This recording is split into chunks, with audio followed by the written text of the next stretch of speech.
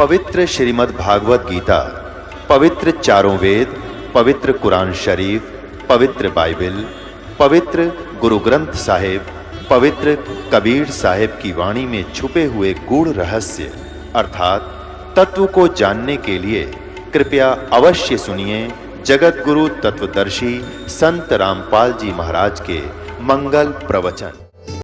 अब गीता अध्याय नंबर 7 के श्लोक नंबर 12 से 15 में इनको ये संज्ञा दी गई है कि राक्षस स्वभाव को धारण किए मनुष्यों में नीच दूषित कर्म करने वाले मूर्ख। अब इससे दुष्ट कर्म और क्या होगा? जिसको इष्ट रूप में पूज रहा उसकी पत्नी पर बदनीयत है उस व्यक्ति की, अपनी माँ के ऊपर बुरी नजर किए हुए वो पापी आत्मा भस्मा गिरी। तो फिर वो भगवान शिव भाग रहे हैं। देखो भगवान शिव अविनाशी भी नहीं थे, अगर अविनाशी होते तो भागते ही नहीं, उस पे उस शस्त्र ने काम करना ही नहीं था। तो ये अविनाशी भी नहीं थे, अविनाशी थे कबीर परमात्मा। उनका सुनाएंगे कथाएं, उनको तलवारों से काट दिया फिर भी नहीं कटे, बहुत बुरा हाल किया, हर तरफ जमुना में डाल दिए, गंगा में, वहां नहीं मरे, और भी बहुत प्रहार किए। परमात्मा जो कहते हैं रहे, क्योंकि वह अविनाशी हैं। तो स्वयं परमात्मा आते हैं जब इनके ऊपर आपत्ति आती है, क्योंकि ये भी उसी परम पिता के बच्चे हैं। विष्णु भगवान स्वयं पूर्ण परमात्मा पार्वती रूप बनाकर भस्मागिरी के सामने प्रकट हो गए, एक वृक्ष के नीचे खड़े हो गए। भस्मागिरी पीछे भाग रहा था अपना उद्देश्य पूर्ति के लिए कि पहले शिव जी ने मारूंगा, जब मेरा काम शुरू होगा पार्वती से फिर मिलूंगा। तो पार्वती सामने खड़ी है, उसने कहा कि डट जा महात्मा जी, आ जा 2 मिनट बैठो। अब वो तो उद्देश्य ये लेकर चल रहा था, उन्हें सोचा चल ठीक है 2 बात कर लेते हैं पहले ही। तो उसने कहा कि आप रुक जाओ। शिव उस भस्मागिरी ने कहा कि पहले ना उसने मार का हूं मैं। तो उसने पार्वती रूप में परमात्मा ने कहा कि वो तो आपके निकट आएगा ही नहीं, 100 किलोमीटर से शिव नहीं डटेगा, अब नहीं रुकेगा, आप खड़े हो जाओ। तो भस्मागिरी रुक गया। तो वहां भगवान ने पार्वती रूप में कहा कि कुछ डांस डूंस करके दिखा ताकि मैं प्रसन्न हूं तेरे से। तो भस्मागिरी ने कहा कि मैं डांस नहीं जानता हूं, नाचना नहीं आता है, क्योंकि मैं साधु संत फकीर हूं, मैंने कभी ऐसा डांस सीखा नहीं। तो पार्वती रूप में परमात्मा ने कहा ला मैं सिखाती हूँ, इस हाथ को ऐसे कर, इसको ऐसे कर, इस पैर को ऐसे कर, ऐसे कर।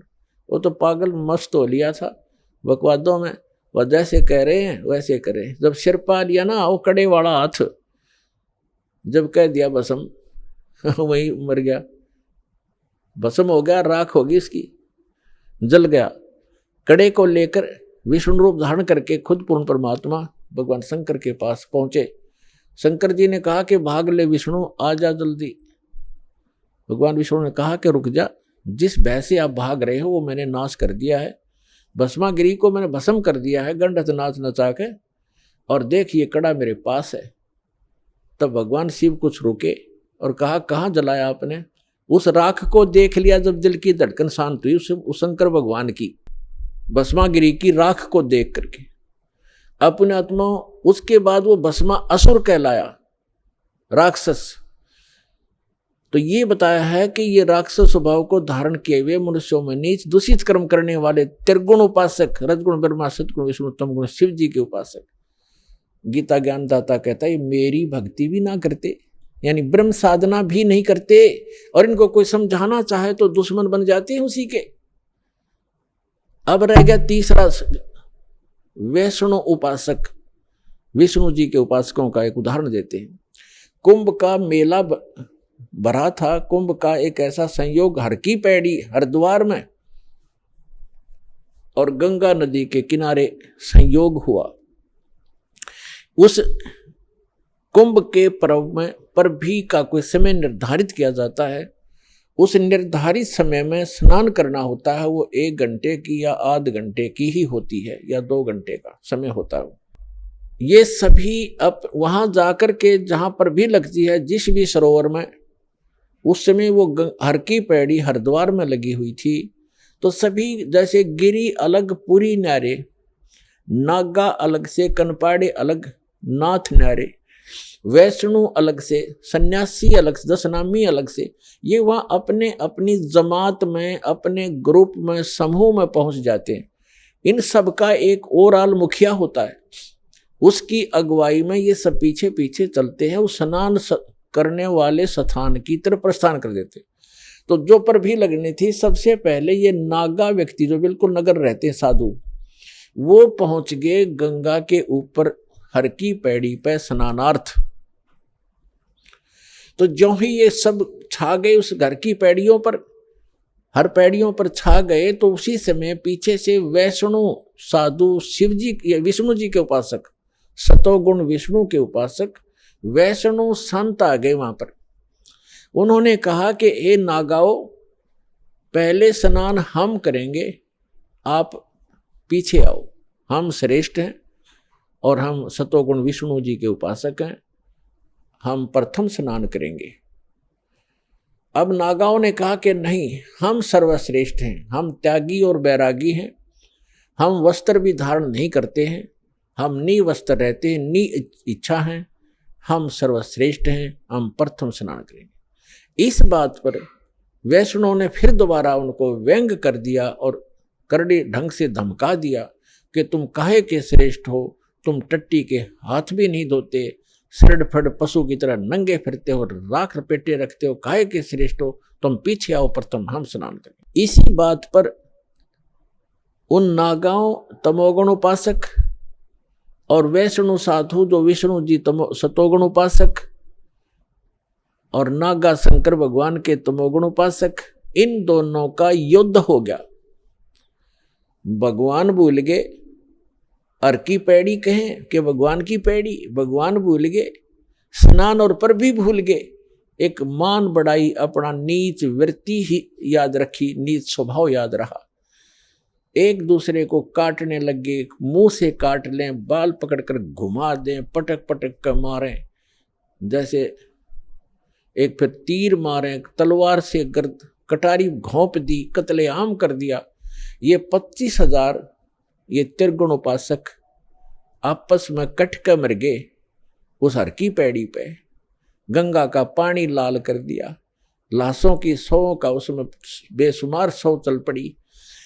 अब यहाँ उस सूक्ष्म वेद में सच्चिदानंद घन ब्रह्म की वाणी में परमात्मा ने कहा है, तीर तुपक तलवार कटारी और जम धड़ जोर बधावे हैं, हर पैड़ी हर हेत नहीं जान्या, वहां जा कर्द चलावे और काटे शीस नहीं दिल करुणा, ये जग में साध को आवे हैं, और जो जन इनके दर्शन को जावे उनको भी नरक पठावे। कि वह गुट्टी उन पावेंगे, जो इनके शिष्य बनेंगे ये शिक्षा उनको देंगे, काटो मारो काय के लिए, एक मान बढ़ाई के लिए, नहाने के लिए।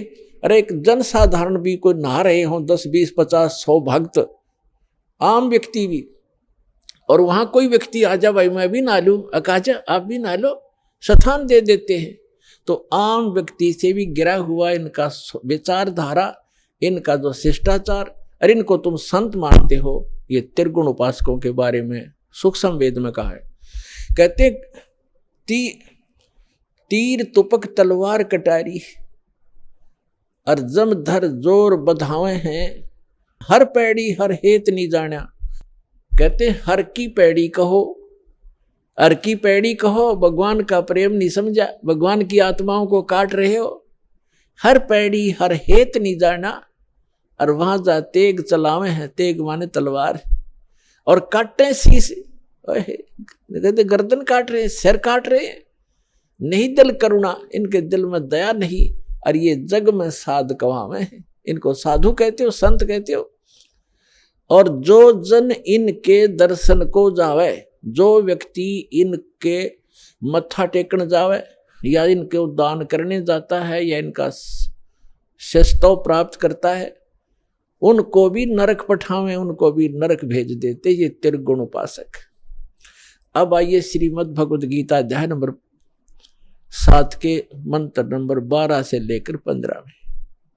इसमें गीता ज्ञानदाता ये ब्रह्म है, सरपुरुष है, ये कहता है कि ये जिनका ज्ञान त्रिगुणमयी माया, रजगुण ब्रह्मा, सतगुण विष्णु, तमगुण शिव जी, ये क्या कहता है गीता ज्ञानदाता 7वें अध्याय के 12वें श्लोक में कि जो कुछ भी रजोगुण से हो रहा है, यानी रजोगुण से क्या होता है उत्पत्ति, और सतोगुण से स्थिति पालन, जो यहाँ हम एक दूसरे में मोह ममता से जकड़े बैठे हैं, और तमोगुण से संहार, कहते ये उत्पत्ति स्थिति और जो संहार जो कुछ भी इन तीनों गुणों से हो रहा है, रजगुण ब्रह्मा सतगुण विष्णु से, इसका निमित्त कारण मैं हूं। ये मेरे लिए हो रहा है क्योंकि इस सर पुरुष ने 1 लाख मानव शरीरधारी प्राणियों का नित आहार करने का एक श्राप लगा हुआ है। उसके कारण आप जी को यहाँ रोका हुआ है। जैसे कसाई बकरे पालता है, उनको सब सुविधाएं भी देता है, तो भोले प्राणी वो बकरे समझते हैं हमारा मालिक बड़ा दयालु है, हमारे लिए कितनी सुविधाएं रखता है, चरागाह बना रखा है, तालाब बना रखा है, और साथ में ये शेड डाल रखा है। तो इन सुविधाओं को देखते हैं तो वो लगता है दयालु, और जब उसको आवश्यकता पड़ती है वो नहीं देखता किसका बेटा कट रहा है, किसकी बेटी, हाँक लेता, मोटे मोटे निकाल कर काट देता, अपना उल्लू सीधा करता है। उस समय वो रोते हैं, भागते फिरते हैं, कर्राट बच जाता है, उनमें हाहाकार बच जाती है। तो उस समय भूल जाते हैं वो दयालु कहाँ गया, तुम्हारे बच्चों को निकाल ले गया, माँ को, किसी की बाप को, किसी के बेटे को। यही स्थिति परमात्मा कबीर जी ने बताई है कि तुम काल के लोक में रह रहे हो। इस कसाई ने 1 लाख मानव शरीरधारी प्राणी जीव डेली खाने हैं, और जिस कारण से आपको सब सुविधाएं जो प्राप्त हैं, इनको देखकर आप सोचते हो कि बड़ा दयालु भगवान है, सारी सुविधाएं दे रखी है।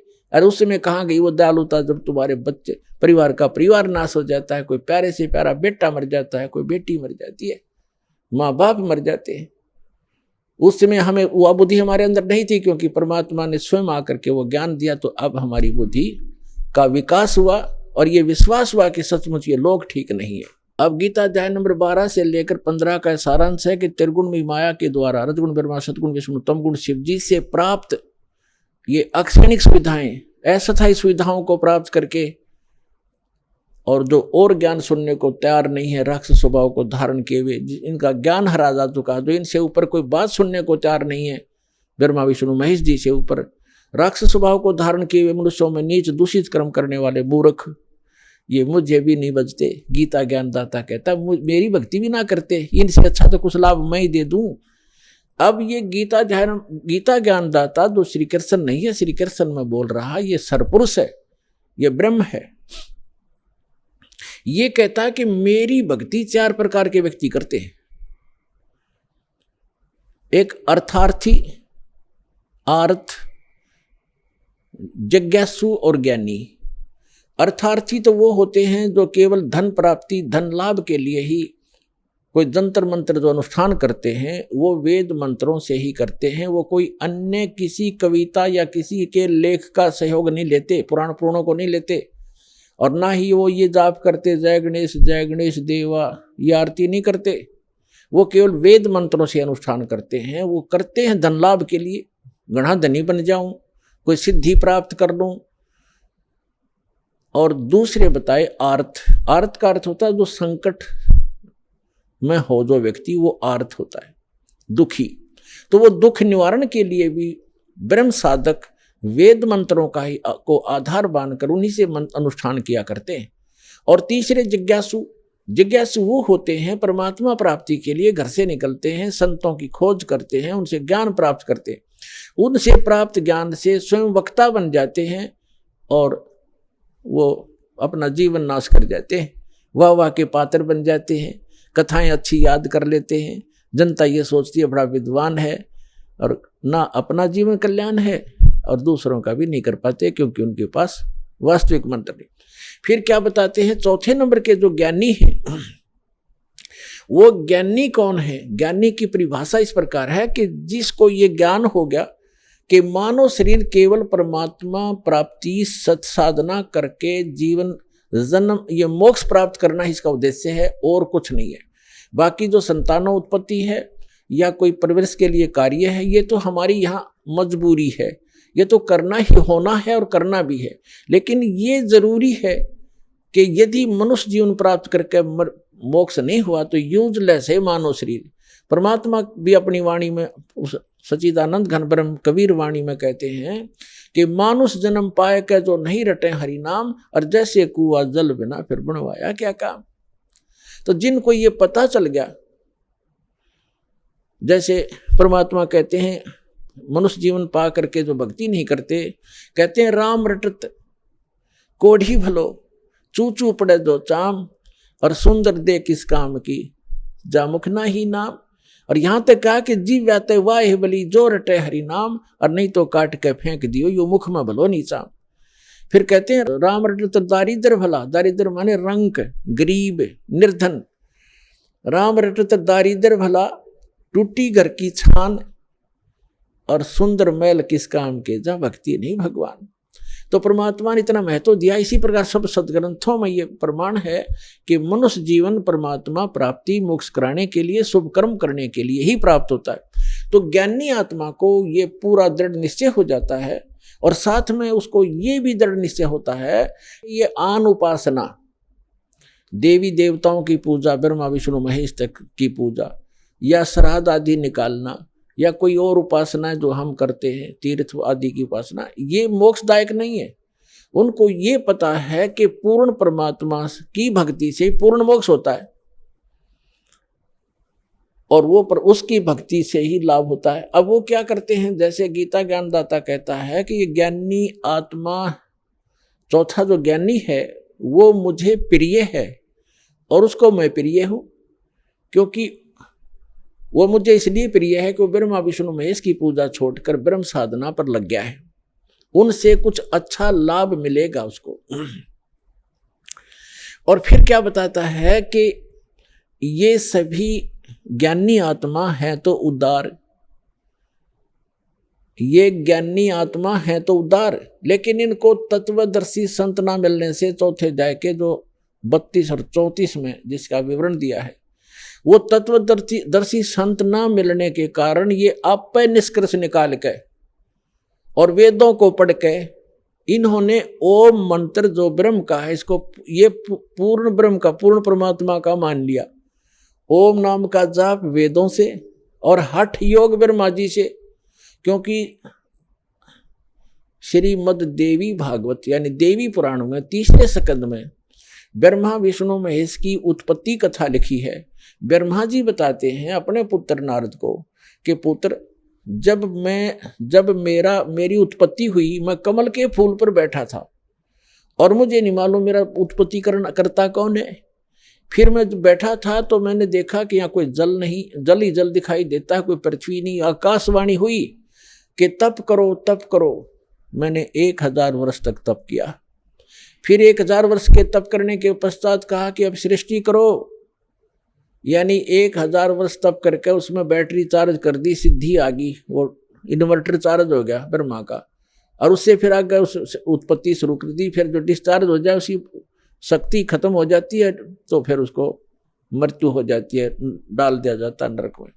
तो वो यहाँ जो ब्रह्मा जी ने, ये आकाशवाणी तो थी ब्रह्म की और इसने मान ली पूर्ण परमात्मा की, क्योंकि वो गुप्त रहता है, सामने आता नहीं। ये काल भगवान ब्रह्म, इसने आकाशवाणी कर दी तप करो तप करो। ये वेद में नहीं है, वेद तो ब्रह्मा जी को बाद में प्राप्त हुए हैं और ये पहले उसको आकाशवाणी कर दी। तो ब्रह्मा जी ने वो तप वाली आकाशवाणी मान ली कि भगवान की है। इनको भगवान का पता ही नहीं कौन है, आज तक इन अपने पिता के दर्शन नहीं हो लिए, वो गुप्त रहता। उसने प्रतिज्ञा कर रखी है 7 में जाके 24 और 25 श्लोक में श्रीमद् भगवद गीता में प्रमाण है।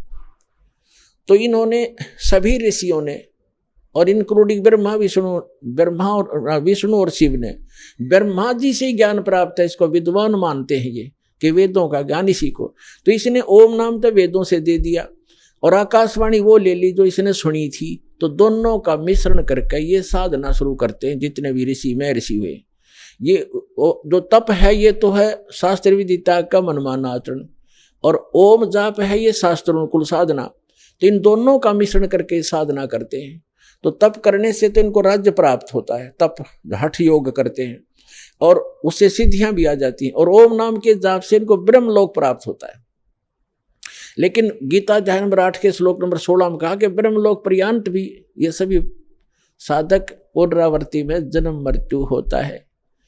जो गीता अध्याय नंबर 15 के श्लोक नंबर 4 में कहा है कि उस तत्वदर्शी संत की प्राप्ति के पश्चात परमेश्वर के उस परम पद की खोज करनी चाहिए, जहां जाने के बाद साधक लौटकर फिर कभी संसार में नहीं आते। तो वो उस परमात्मा की भक्ति करो जिसने सब ब्रह्मांडों की रचना की। तो वह इससे वो ओम नाम के जाप से वो प्राप्ति नहीं होती। उसके लिए अभी आपको बता दिया था कि 17वें अध्याय के 23वें श्लोक में कहा कि वो 3 मंत्र का जाप है और तत्वदर्शी संत बतावेगा, उससे होगा। तो यहाँ जो प्रसंग चल रहा है, तो यहाँ 7वें अध्याय के 18वें श्लोक में गीता ज्ञानदाता कहता है कि ये ज्ञानी आत्मा सभी की सभी हैं तो उदार है, नेक हैं, परमात्मा के लिए समर्पित हैं, घर त्याग दिया है, जीवन भी न्यौछावर कर दिया है, सूख कर काटा हो जाते हैं, परमात्मा पाने के लिए निराहार बैठे रहते। लेकिन ये उदार आत्मा मेरे वाली अनुत्तम गति में सरपुरुष, गीता ज्ञानदाता सरपुरुष ये कहता जन्म मृत्यु तो तेरी मेरी भी होगी अर्जुन, तेरी भी होगी मेरी भी होती रहेगी, और युद्ध भी करना पड़ेगा, शांति नहीं हो सकती, शाश्वत स्थान मेरी साधना से प्राप्त नहीं हो सकता।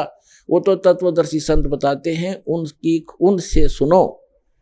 तो तत्वदर्शी संत ना मिलने से कहते हैं कि ये ज्ञानी आत्मा है तो उदार, ये नेक आत्माएं हैं, परमात्मा के लिए समर्पित हैं। तत्वदर्शी संत के अभाव से ये मेरे वाली यानी ब्रह्म की साधना अनुतम अनुतमाम अति अश्रेष्ठ घटिया साधना में गति में घटिया गति में ही आश्रित रह गए। घटिया गति यानी जन्म मृत्यु जब तक नहीं मिटेगी, शाश्वत स्थान नहीं मिलेगा, तो वो साधना वो गति उससे प्राप्त सथीची गति माने वो स्थान भी यूजलेस है, वो गति भी अनुतम है। अरे इन्होंने यहाँ बुद्धि स्लिप कर गया। यहाँ से स्टार्ट हुआ था सत्संग कि जितने भी ये परमात्मा ने अनुवाद ही नहीं से करवा दिया, और जहाँ इनकी बुद्धि ने काम नहीं किया वहाँ इनकी बुद्धि स्लिप कर गई, इन्होंने अर्थों के अनरस कर डाले। तो उदाहरण के तौर पर ये है 7वें अध्याय का 18वें श्लोक में अनुतम शब्द है, अनुतमाम, अनुतम अनुतमाम यानी कति अश्रेष्ठ, बिल्कुल अश्रेष्ठ, घटिया। अनुतमाम का अर्थ होता है जैसे उच्चतमम, उच्चतम माने सर्वोच्च, और अनुतमम, उत्तमम तो उच्च होना, अनुतम का कति घटिया होना चाहिए। तो इनने यहाँ कर दिया कि भगवान अपनी साधना को, क्योंकि श्री कृष्ण को सुप्रीम पावर मान रहे थे विष्णु जी को, अपनी को साधना को अनुतम कैसे बताएगा, अश्रेष्ठ कैसे कहेगा, इसलिए इन्होंने शब्दार्थ बदल दिए, अनरस कर दिए। ये कह रहा है कि मेरी साधना भी अनुतम है, जन्म मृत्यु समाप्त नहीं हो सकती, युद्ध अर्जुन करना ही पड़ेगा, जहाँ युद्ध है वहाँ शांति कहाँ। तो 18वें अध्याय में वर्णित, 18वें अध्याय के 62वें श्लोक में वर्णित वो शाश्वत स्थान और परम शांति इस ब्रह्म की साधना से प्राप्त नहीं हो सकती। इसलिए 7वें अध्याय के 18वें श्लोक में अपनी गति को भी अनुतमम अति अश्रेष्ठ घटिया कह रहा है। और फिर तुरंत 7वें अध्याय के 19वें श्लोक में क्या कहता है, बहुनाम जन्मानाम अन्ते ज्ञानवान माम प्रपद्यते। बहुनाम जन्मानाम यानी बहुत ही जन्मों के अंत के किसी जन्म में ये ज्ञानी आत्मा ज्ञानवान माम प्रपद्यते, मुझ ब्रह्म की साधना करते हैं, मुश्किल से नाते नीचे की साधना को देवी देवता भूत पितर आदि में उलझे रहते हैं, तीर्थ व्रतों पर लगे रहते हैं। यहाँ बताता है कि बहुनाम जन्मानाम अन्ते ज्ञानवान माम प्रपद्यते, और वासुदेव सर्वमिति सर्वात्मा सो दुर्लभ है। ओए क्या कहता गीता ज्ञानदाता कि वासुदेव ही सर्वम सब कुछ है, वासुदेव ही सब कुछ है, ये बताने वाला महात्मा बड़ी मुश्किल तय मिलेगा। वासुदेव कौन है? वासुदेव का अर्थ क्या है? सर्वव्यापी और सर्व समर्थ, जिसका सबके ऊपर अधिपत्य हो, वो उसको वासुदेव कहते हैं। श्री कृष्ण वासुदेव नहीं थे, वो तो वासुदेव के पुत्र थे, उसके पिता का नाम था वासुदेव। जैसे कोई अपने पुत्र का नाम विष्णु रख ले, क्या वो त्रिलोकीनाथ हो जाएगा? तो वो वासुदेव का पुत्र था। श्री कृष्ण वासुदेव नहीं थे। वो कह ले, वे सब कहने लगे उसको वासुदेव, वो वासुदेव नहीं थे। वासुदेव का अर्थ है वेदों में जो सर्वश्रेष्ठा, सर्व उत्पादक और जिसका सबके ऊपर अधिपत्य, कंट्रोल है, सबका शासक, यानी पूरे विश्व में जिसका वास है, जिसके अधिकार में सभी आते हैं, स वासुदेव, वो है वासुदेव।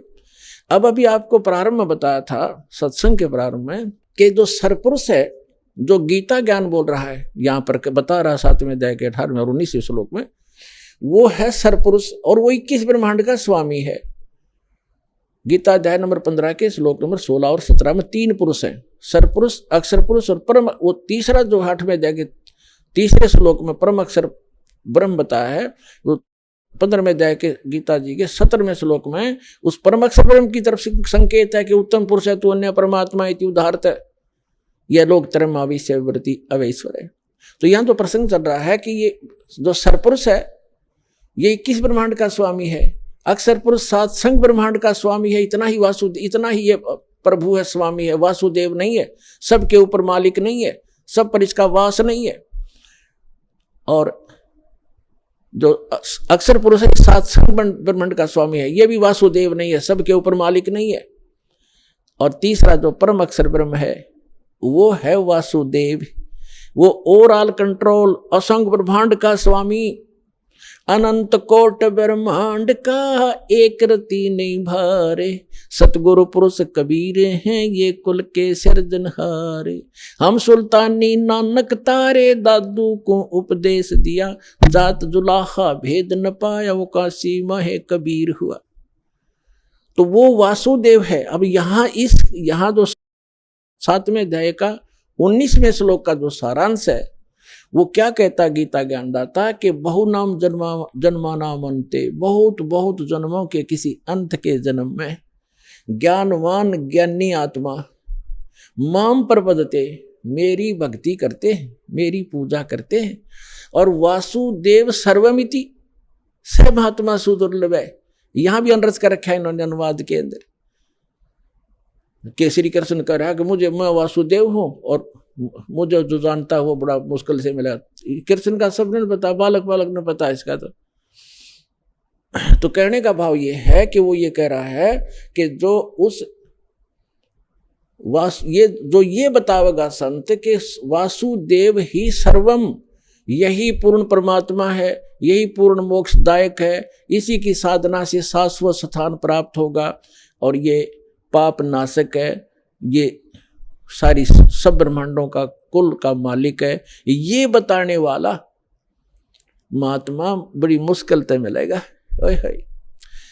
इस पर थोड़ा सा उदाहरण देते हैं। जैसे परमात्मा का विधान है, वेदों में वर्णित है। ऋग्वेद मंडल नंबर 9 सूक्त 82 मंत्र 1, 2, 3 में, ऋग्वेद मंडल नंबर 9 सूक्त 86 मंत्र 26 और 27 में, ऋग्वेद मंडल नंबर 9 सूक्त 54 मंत्र 3 में, ऋग्वेद मंडल नंबर 9 सूक्त 20 मंत्र 1 में, ऋग्वेद मंडल नंबर 9 सूक्त 1 मंत्र 8-9 में, ऋग्वेद मंडल नंबर 9 सूक्त 94 के मंत्र 1 में, ऋग्वेद मंडल नंबर 9 सूक्त 95 के मंत्र 2 में, ऋग्वेद मंडल नंबर 9 सूक्त 96 के मंत्र 16 से लेकर 20 में और अनेक स्थानों पर यह प्रमाण है कि वो परमात्मा ऊपर रहता है, परम अक्षर ब्रह्म, और वहां से गति करके आता है, अच्छी आत्माओं को मिलता है, उनको तत्व ज्ञान से परिचित कराता है, वो कवियों की तरह आचरण करता है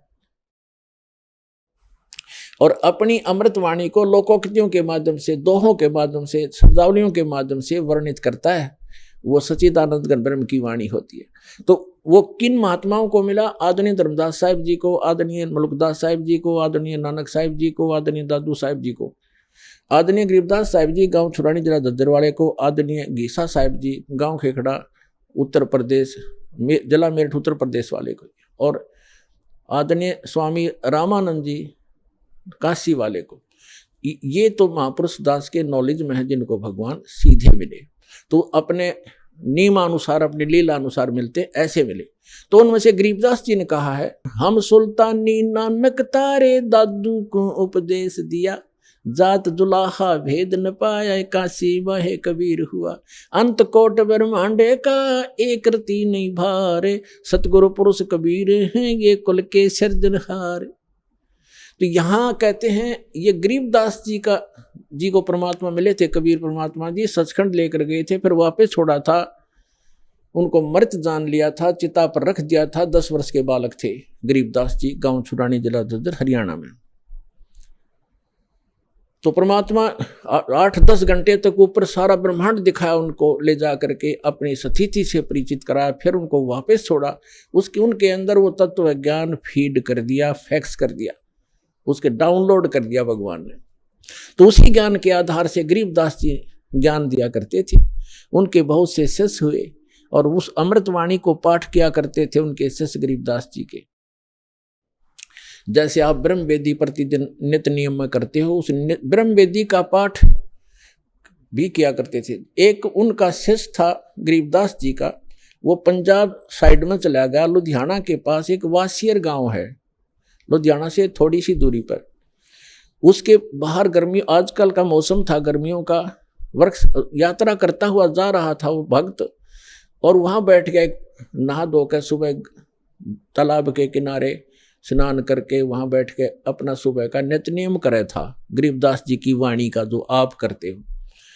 और एक रामराय नाम का एक बहुत बड़ा धनी था, 800-900 बीघे जमीन थी उसको राय साहब कहा करते थे। और वो थोड़ा सा बैकलासा व्यक्ति था, उसको झुमकरा भी कहा करते थे, यानी ज्यादा डामाडोल विचारों का व्यक्ति था धार्मिक व्यक्ति। तो जब उसने सुबह सुबह वो वाणी सुनी उस गरीबदास जी के शिष्य के मुख से, और ये सरदार जो है सिख लोग वाणी के बड़े कायल होते हैं, इसके ऊपर बड़े आकर्षित हो जाते हैं, निकट जाकर बैठ गया। भगत ने सारी ब्रह्म वेदी कही। तब उस रामराय ने, उस सरदार जी ने, सिख ने पूछा कि महाराज ए भगत, ये वाणी किसकी है, कादी है? तो उसने, भगत ने बताया कि मेरे गुरुदेव गरीबदास जी की है। ये महाराज जी शरीर में हैं या मृत्यु को प्राप्त हो गए, शरीर छोड़ गए? भगत ने बताया कि छुडानी गांव, जिला तो जब था नहीं, बहादुरगढ़ के पास एक छुडानी गांव है, वहाँ है और वर्तमान में है। तो उस रामराय ने सोचा कि इसे महापुरुष के दर्शन करने चाहिए, संत के। अब उसने संत कैसा मान रखा था, जैसे आप देखते हो अपने हिंदू धर्म में बड़ी बड़ी जटा हो, बड़ी बड़ी दाढ़ी हो, गले में माला हो, राख रूख मसल रखी हो, या कति मूंड मुंडा रखा हो हैं, और लाल कपड़े, गेरवे कपड़े हों, और भी कोई तलक पिलक लगा रखे हों। तो इस तरह की वेशभूषा वाले को हम महात्मा मानते हैं। तो इसी दृष्टिकोण से चल पड़ा कि महात्मा ऐसा पाओगा, दूना दाना लगा रखा होगा, चमटे गाड़ रखे होंगे। गांव छुडानी छोटा सा गांव था, 30-40 घर थे उस समय, ज्यादा से ज्यादा 50 घर होंगे। तो वहां जाकर पूछा कि गरीबदास महाराज से मिलना है। वहां के लोग जानते थे कि इस गरीबू को महाराज कहते हैं, ये लोग बाहर से आने वाले। और गरीबदास जी रहते थे जैसे हरियाणा के धोती कुर्ता आम पुराने ये व्यक्ति डालते हैं, सिर पर साफा, धोती और कुर्ता, ऐसे रहते थे, सिंपल मैन जैसे आम नागरिक की जैसी वेशभूषा। तो पुण्यात्मा, भक्ति और भगत के लिए वेशभूषा कोई मायने नहीं रखती, चाहे कैसी भी रखो, लेकिन सूटेबल हो, अच्छी हो और देश के अनुकूल हो तो अच्छा रहता है। जैसे लाल को किसी कपड़े में बांध कर रख ले, फटे पुराने में या बढ़िया अच्छे वाले में, वो लाल तो लाल ही होता है। ऐसे भक्त भक्ति से बनता है, ऊपर के आडंबर से नहीं बनता। तो कहने का भाव ये है कि उसका दृष्टिकोण ये था, जब उसने पूछा कि गरीबदास महाराज कहाँ हैं, उन्होंने बता दिया कि सामने वो मकान उन्हीं का है। मकान के आगे बाहर से आए हुए दूसरे गांव के कुछ भक्त बैठे थे, कुछ उस गांव का भी 1-2 भक्त था। उनसे पूछा भी महाराज गरीबदास जी कहाँ हैं? उन्होंने बताया भी बैठ जाओ, अभी आ जाएंगे, बाहर घूमने गए हैं सुबह सुबह। किधर गए हैं, किस साइड में गए? उसने सोचा कि इतनी दूर से आया हूँ, रामराय जी ने सोचा कि इतनी दूर से आया हूँ, महापुरुष के दर्शन करके आहार करूँगा। उनसे पूछा कि किस साइड में गए हैं, मैं उनके दर्शन करना चाहता हूँ। और ये भी पूछा कि कितनी देर में आएंगे। तो वहाँ उपस्थित भक्तों ने बताया कि उनकी मर्जी है भाई साधु संतों की, आओ तो अभी आ जाओ, ना तो दोपहर तक नहीं आवे। तो कहाँ मिलेंगे, किस दिशा में गए हैं, कहाँ मिलेंगे कि सामने एक रहट लगा हुआ है, वहाँ एक झोंपड़ी है, कई बार वहाँ भी बैठकर वो अपनी भक्ति करते होते हैं। उधर से वो जा रहा था उसी रास्ते से खेतों में, उधर से गरीबदास जी आ रहे थे, एक सिंपल वेशभूषा हरियाणे की, और सिर पे पशुओं का चारा ले रखा था, थोड़ा सा एक बंडल सा बना के, भरोटा कहते हैं जवार का, वो आ रहे थे और कोई व्यक्ति बीच में था नहीं। तो राम राय ने गरीबदास जी से पूछा कि भाई किसान, मैंने महाराज गरीबदास जी से मिलना है और सुना है वो इधर आए हुए हैं, आपने देखा?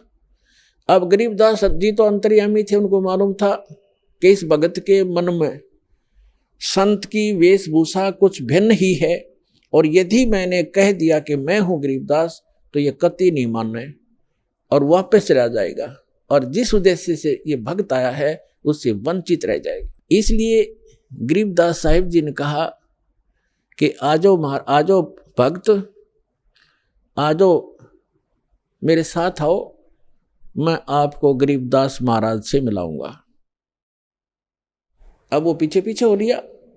जब वापस आए उसी घर में पहुंचे जहां उनका घर था, भगत बैठे थे, भगत उठे, उन्होंने किसी ने तो महाराज के चरणों में दंडवत प्रणाम किया, किसी ने भाग करके वो सिर पे रखा हुआ पशुओं का जो चारे का बरोटा था बंडल वो उठा ग्रहण किया। अब राम राय ने सोचा कि ये कौन भाई, कोई सेठ, ये अच्छा जमींदार होगा, किसान, क्योंकि गरीबदास जी भी 1400 एकड़ जमीन थी गरीबदास जी की, इतने बड़े किसान थे। तो उसने सोचा ये किसान होगा कोई, उनसे पूछा भक्तों से कि वो ये कौन है भाई? तो वो भगत जो कह नहीं, यही तो है गरीबदास जी महाराज। अब उस सरदार जी का तो सिर घूम गया कि यो महाराज, ये तो एक आम आदमी है, सिंपल मैन, धोती कुर्ते वाला किसान है। अब वो लगा फिर वो झूमन, उसका दिमाग घना इधर उधर। गरीबदास जी समझ गए, एक झुमकरा झूम गया। उसने सभी भक्तों को इधर उधर कर दिया, किसी को कहा बैलों को पानी पिला लो, किसी का चारा काट दो, मेरे लिए नहाने के लिए एक बाल्टी पानी का रख दो, और उस झुमकरे को कह दिया यहाँ बैठ जाओ महात्मा भगत जी। वो बैठ गया, बस चल इतनी दूर से आया हूँ, बैठते जाता हूँ, पर आ गया गलत, खोदा पहाड़ निकली चुईया। क्योंकि उसने तो महात्मा मान रखा था कि ऐसा होगा, जटा जटा रखी होगी, ढूंढा दौड़ा राख रूख मसल रखी होगी, पता नहीं जंगल में बैठा होगा। गरीबदास जी स्नान करने लग गए, धोती बांधा करते थे, तो धोती ऐसे एक बेल्ट सी बांधते हैं, देखा होगा यहाँ भक्त धोती वाले बता देंगे, कोई धोती बांध के और उसके ऊपर से एक रस उसी का हिस्सा एज ए बेल्ट बांध जाकर, उसने अड़बंद कहते हैं हमारे देसी भाषा में, अड़बंद।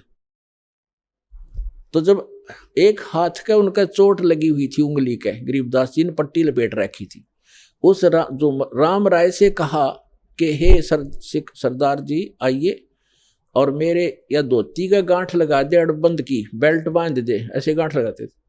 अब जो ही उसने अड़बंद की गांठ लगानी चाहिए, जैसे रुमाल होते हैं ये, धोती शरीर के अंदर से निकलाई और गांठ धोती का लगी। उन्होंने जल्दी सी खोला, धोखा लग गया तेरे से, धोखा। फिर दोबारा, फिर तीसरी बार फिर ऐसे ही हुआ। तब गरीबदास जी ने कहा, अरे झुमकरा, वो ये सोच रहा था मेरे जैसा किसान है, इसने संत मानते हैं, ये बड़े भोले आदमी आके हरियाणा के। तो तब कहा, रे झुमकरा, मैं तेरे जैसा किसान हूँ, जमींदार हूँ भाई, ये गांठ क्यों ना लगती, घनी देर लगी। तो जब उसने देखा ऊपर ने, राम राय जी विष्णु जी के उपासक थे, बेशक से वह सिख थे, विष्णु जी को इष्ट रूप में मानते थे। क्योंकि पहले हम सभी जितने भी सिख बने हैं, ये अपने हिंदुओं से ही अलग से एक, जिन्होंने शिष्य तो ग्रहण कर लिया, उस धर्म, उन धार्मिक नियमों का पालन किया, उन्हें सिख कहने लगे। सिख माने शिष्य। तो क्या देखा उस राम राय ने, भगवान उस गरीबदास जी का ऊपर का हिस्सा, 4 हाथ हाथ में वो सब गदा पद्म संग सुदर्शन घूम रहा है, मुकुट है, यानी विष्णु रूप दिखाई दिया। चरणों में गिर गए, पूरी तरह है भगवान माफ करो, मैंने तो आपका सिंपल मैन मान लिया। उठा तो फिर वो जोगा जो गरीबदास, उसने सोचा कोई सपना देख लिया तूने, वो फिर बैठ गया। फिर भी उसने सोचा चल कुछ तो है महात्मा में, कुछ करामात है, इससे कुछ ज्ञान प्राप्त करते हैं। तब सारी सृष्टि रचना सुनाई गरीबदास जी ने कि भाई हम कौन हैं, कहाँ से आए हैं। हम सुल्तानी नानक तारे दादू को उपदेश दिया, जात जुलाखा भेद न पाया ये काशी महे कबीर हुआ। अनंत कोट ब्रह्मांडे का एक रति नहीं भारे, सतगुरु पुरुष कबीर हैं ये कुल के सर्जनहार। पूरी ब्रह्मा विष्णु महेश की स्थिति बताई, सारे ब्रह्मांडों की रचना जो कबीर परमात्मा ने दिखाई थी आंखों और बताई थी वह बताई। तब राम राय कहता है भगवान हे महाराज ये ज्ञान तो आज तक हमारे को किसी ने नहीं बताया। तो गरीबदास जी ने कहा कि आपके ग्रंथ में ज्यों का तो विद्यमान है पर उसको समझ नहीं पा रहे ये वर्तमान के तेरे जितने भी पाठी हैं सिख हैं। तो क्या बताया, तत्व भेद कोई ना कहे रे झूमक रो, ये पैसे ऊपर नाच सुनो रे झूमक रा। कोटों मध्य कोई नहीं रे झूमक रो, अरबों में कोई गर्क सुनो रे झूमक रा।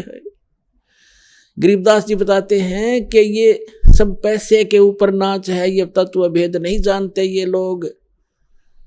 और इस तत्व ज्ञान से परिचित कोटों मध्य कोई नहीं रे झुमकरा। उस राम राय को झुमकरा कहने लगे भगवान गरीबदास जी, उसका उर्फ नाम था झुमकरा। तो इस एक बात से तो ये प्रभावित हुआ कि तेरा नाम झुमकरा है, यहाँ कोई जाना नहीं था, इन्होंने झुमकरा बता दिया। जो आम व्यक्ति वहां झुमकरा से जानते हैं, ओरिजिनल नाम राम राय था उसका। तो क्या बताते हैं गरीबदास जी कि इस तत्व ज्ञान से परिचित करोड़ संतों में नहीं मिलेगा तुझे।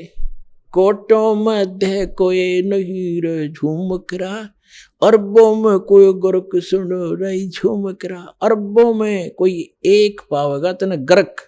गर्क mean complete in all respect. जैसे इस ज्ञान को से परिचित भगत भी हो गए होंगे मेरे परमात्मा के बहुत से भगत, लेकिन उनके पास मंत्र समाधान नहीं है। अगर वो कहीं वक्ता बन जाए, वह वाके पात्र भी बन जाएंगे, फिर उसका कख नहीं, क्योंकि उसको मंत्र देने का आदेश नहीं, पासपोर्ट बनाने का उसके पास अधिकार नहीं, तो फिर भी व्यर्थ। तो क्या कहते हैं, गर्क मीन जिसके पास परमात्मा का पूरा ज्ञान भी हो और कंप्लीट मंत्र हो, अधिकार हो, ऐसा तो आपको अरबों में मिलेगा। तो पुण्यात्माओं 4-5 अरब आबादी होगी अपने पूरे पृथ्वी पर। इन अरबों में से एक दास है इस तत्व ज्ञान से परिचित, और कोई नहीं है।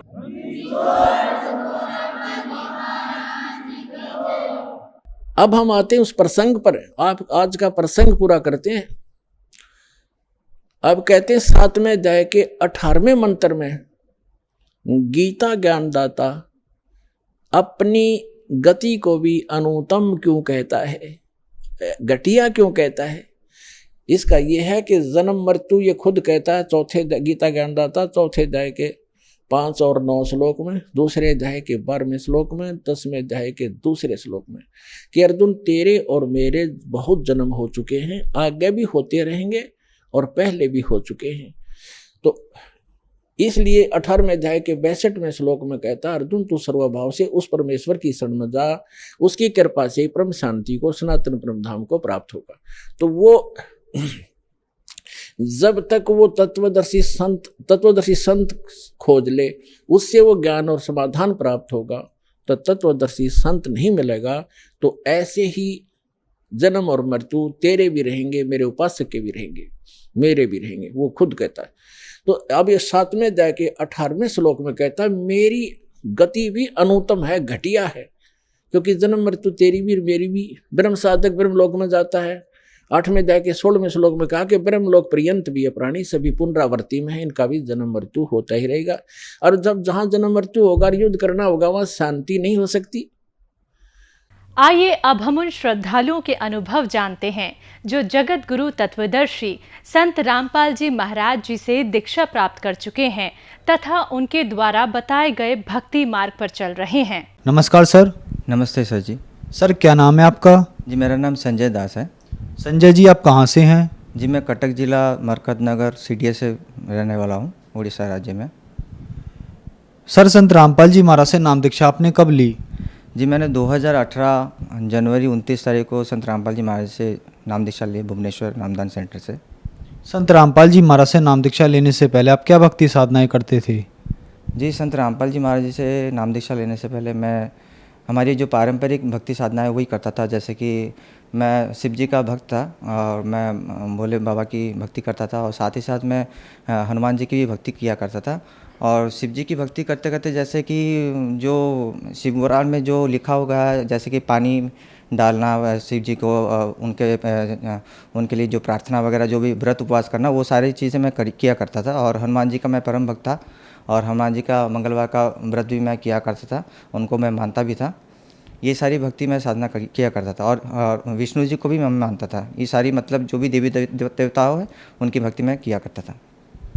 तो फिर क्या कारण बना कि आप संत रामपाल जी महाराज की शरण में आए? जी मैं बचपन से ही बहुत धार्मिक था, तो क्योंकि मैं सारे देवी देवताओं की पूजा वगैरह करता था, फिर भी मुझे किसी तरह का कोई शारीरिक लाभ नहीं हुआ था। मैं बहुत ज़्यादा मानसिक और शारीरिक तरीके से टूट चुका था। मुझे बहुत सारी बीमारियां एक साथ होती थी, जैसे कि मैं साइकेट्रिक डॉक्टर को दिखाता था। मैं मानसिक तरह से बहुत टूट चुका था, बहुत ज़्यादा दवाइयाँ खाता था, दिन में कम से कम 8 से 10 दवाइयाँ खाता था मैं। 3-4 साल से मेरा इलाज चल रहा था। इसके साथ साथ मुझे सर में दर्द का भी तकलीफ़ रहता था और सीने में भी तकलीफ़ रहती थी और मुझे कुछ महीनों से दमे की बीमारी भी हो रही थी। तो ये सारी परेशानियों की वजह से मैं एकदम से टूट चुका था, क्योंकि मैं एक पढ़ा लिखा इंसान था और नौकरी भी करता था। तो ये सारी तकलीफ़ें जब ज़्यादा बढ़ गई तो मैं नौकरी भी ठीक से नहीं कर पाता था और मेरी शारीरिक परिस्थिति बहुत ज़्यादा ख़राब थी और मानसिक संतुलन इतना ज़्यादा ख़राब हो चुका था कि मैं आत्महत्या करने तक की भी नौबत आ चुकी थी। और मैं हर दिन यही सोचता था कि आज मैं आत्महत्या करना चाहता हूँ। तो इन सब चीज़ों के साथ गुजरते वक्त मैंने एक दिन ऐसा आया कि मैंने डिसाइड कर लिया कि मैं आज आत्महत्या करूंगा।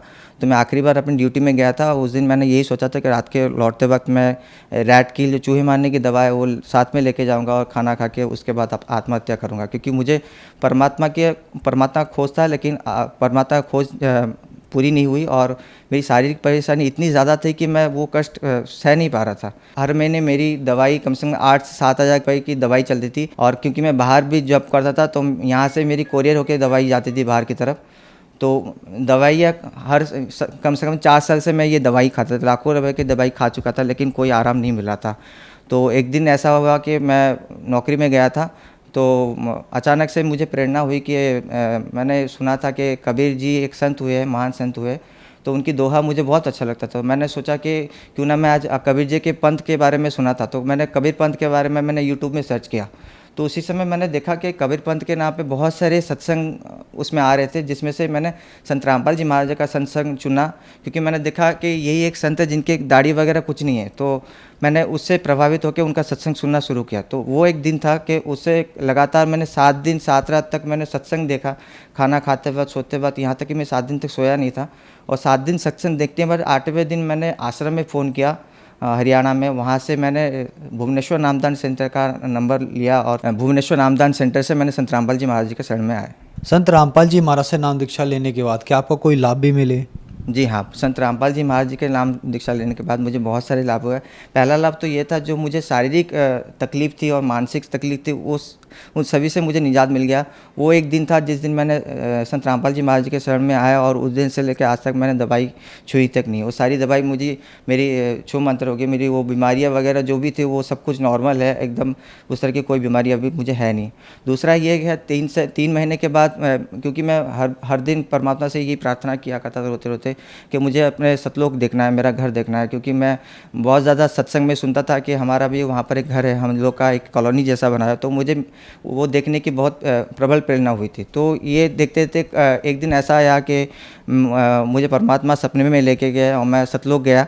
तो वहाँ पर मैंने देखा कि वहाँ पर बहुत सारा मतलब बहुत ही ऐसे ऐसे पेड़ पौधे मैंने देखे जहाँ मैंने यहाँ पर कहीं नहीं देखा, और ऐसे फल वगैरह देखे जो मेरे मतलब मेरे शरीर का जो आकार था वो भी बढ़ा हुआ था, और मेरा शरीर बहुत ज़्यादा सुंदर था, मेरे शरीर के कपड़े से भी प्रकाश निकल रहा था। तो मैं अपने घर के पास गया, वहाँ पर महलों जैसे घर एक जैसे कॉलोनी जैसे बनी हुई थी, सबके बड़े बड़े महल है एक जैसे हैं, और सामने एक विमान जैसा रखा हुआ तो आकाश से उड़ रहा था मेरे ऊंचाई से भी ज़्यादा।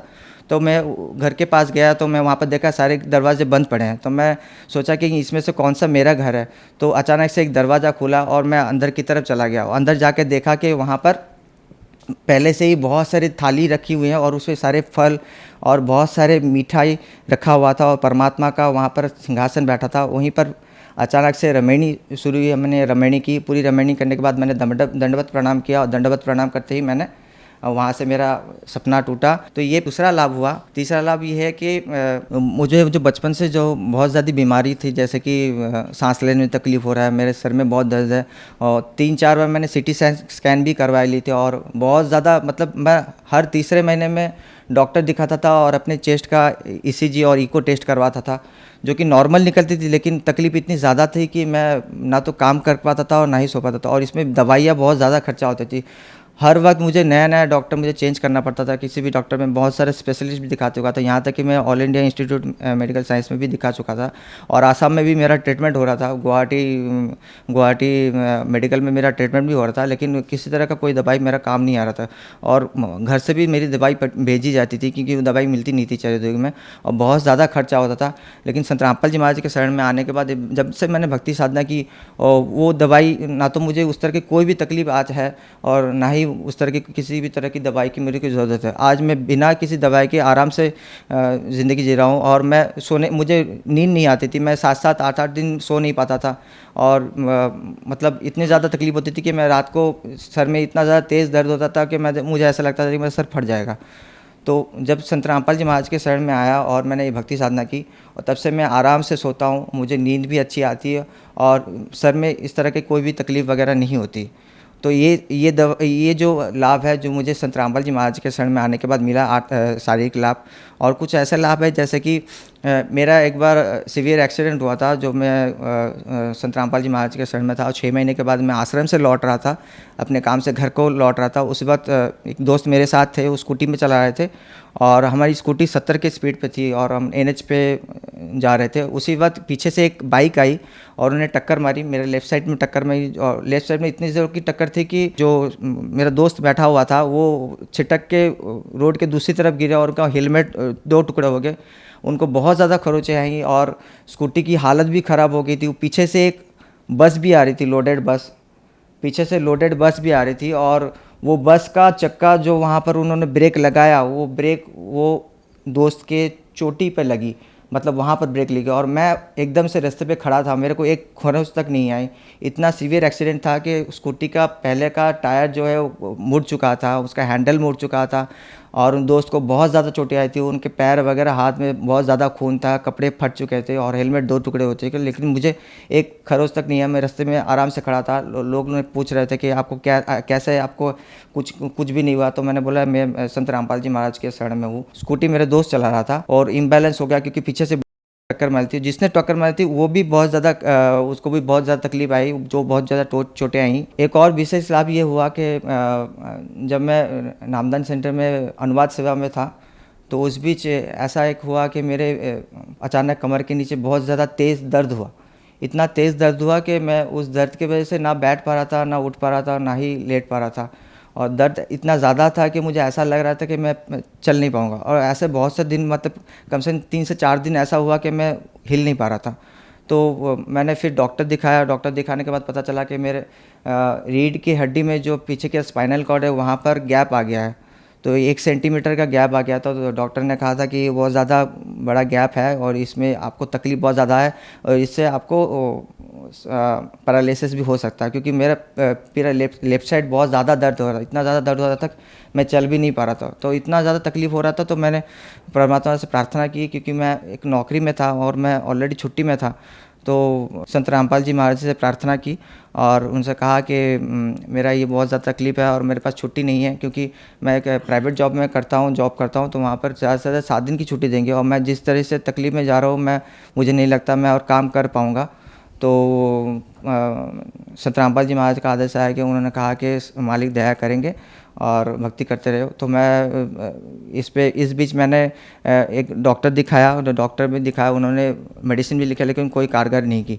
तो साथ में मैं एक भगत जी थे उनके वहाँ पर नयागढ़ में मैं गया वहाँ पर इलाज करवाने के लिए, और मेरी हालत इतनी ज़्यादा ख़राब थी तो मैंने अपने बॉस से बात की कि सर मैं नौकरी कर नहीं पाऊँगा, क्योंकि मैं चल नहीं पा रहा हूँ ठीक से, मेरी तकलीफ बहुत ज़्यादा है और मेरा स्पाइनल कॉर्ड में गैप आ चुका है, तो मैं खड़ा नहीं हो पा रहा हूँ ज़्यादा से ज़्यादा। तो मैंने उनसे कहा ज़्यादा से मुझे 30 दिन की छुट्टी चाहिए होगी, या तो 30 दिन की छुट्टी ले सकता हूँ या फिर नौकरी छोड़ना पड़ेगा। तो वो मुझे 1 दिन की छुट्टी कभी नहीं देते। तो उस दिन उन्होंने कहा कि ठीक है संजय, तुम छुट्टी ले लो 30 दिन की और आराम करके एक बार में आना, बस रिपोर्ट दिखा के लाना। तो मुझे इतनी खुशी हुई, मैं उस हालत में नयागढ़ गया, वहाँ पर जाके इलाज करवाने के लिए कोशिश की, वहाँ पर मालिश वगैरह करवाने की कोशिश की, लेकिन मालिश करने पर मुझे तेज़ दर्द और ज़्यादा बढ़ गया, इतना ज़्यादा बढ़ गया कि मैं तो फिर भी थोड़ा बहुत चल रहा था, उसके बाद मैं चल भी नहीं पाया, ऑटो से जाना आना हो रहा था।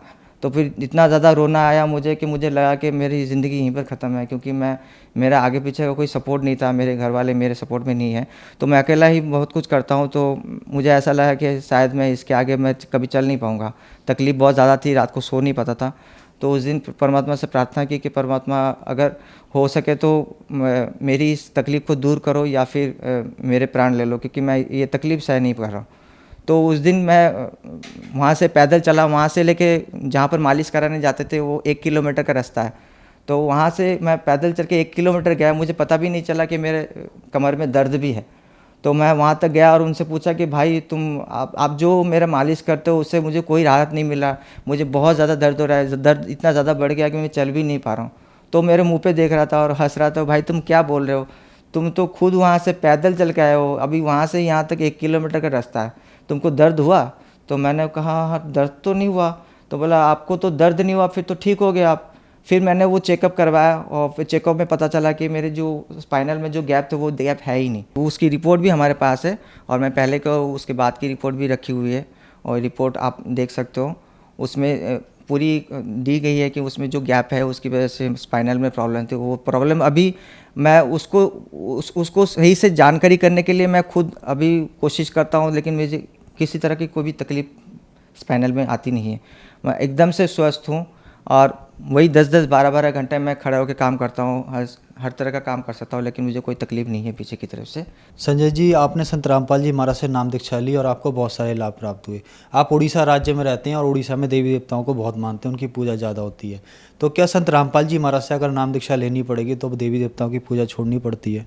हमारे यहाँ पर बहुत ज़्यादा देवी देवताओं को मानते हैं, दूसरे वगैरह देवी देवता, लेकिन संत रामपाल जी महाराज जो भक्ति साधना बताते हैं उसमें उन देवी देवताओं को भक्ति करने की सही विधि बताते हैं, सही मंत्र बताते हैं। तो संत रामपाल जी महाराज देवी देवताओं की भक्ति छुड़ाते नहीं, बल्कि उनको उनसे लाभ लेने के लिए सही मंत्र और वेद मंत्र वगैरह बताते हैं, जिससे हम उसकी भक्ति कर सकें। जो हमारे यहाँ पर जो लोग साधना करते हैं उनको सही लाभ लेने के लिए संत रामपाल जी महाराज से शरण में आना पड़ेगा और उसी देवी देवताओं के सही मंत्रों के जाप करना पड़ेगा, तभी उनको उनका सही लाभ मिल पाएगा। संत रामपाल जी महाराज से नाम दीक्षा कैसे ली जा सकती है? जी, संत रामपाल जी महाराज से नाम दीक्षा लेने के लिए अभी बहुत से चैनल्स में सत्संग आते हैं। सत्संग चलते वक्त उसके नीचे पीली पट्टी चलती है जिसमें आश्रम का नंबर लिखा होता है। उस नंबर पे आप फ़ोन करके आप वहाँ से आपके ज़िला अपने एरिया में जो नामदान सेंटर है नज़दीकी, वहाँ पर जाके आप संत रामपाल जी महाराज से नाम दीक्षा ले सकते हैं। धन्यवाद सर।